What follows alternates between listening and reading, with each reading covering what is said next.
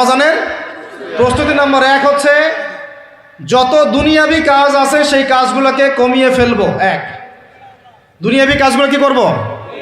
মানে দুনিয়াবি যত কাজ, যত ব্যস্ততা যা আছে এগুলোকে কমায় নিয়ে আসবো, যাতে রমজান মাসে আমাকে বেশি বাইরে দুনিয়াবি প্রয়োজনের বাইরে বের হইতে না হয়, মানে বেশি ব্যস্ততা আমাকে দুনিয়ার জন্য না করতে হয়।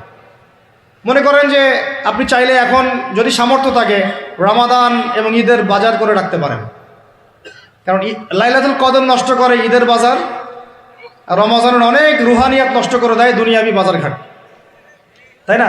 সবার সামর্থ্য হয় না, কিন্তু বড় বড় যে বিষয়গুলো আছে, বড় বড় খাবার, মৌলিক খাবার, এগুলো আপনি 2 মাসের জন্য বাসায় রাখতে পারেন যদি সামর্থ্য থাকে। সামর্থ্য নাই তাহলে সেটা আলাদা বিষয়। মোট কথা এটা শুধু একটা বিষয় বোঝাচ্ছি না, দুনিয়াবি যত ব্যস্ততা এগুলোকে কমায় রমাদানের জন্য প্রিপারেশন নিতে হবে। আল্লাহ পাক আমাদেরকে সবাইকে রমাদানের জন্য প্রিপারেশন নেওয়ার তৌফিক দান করেন।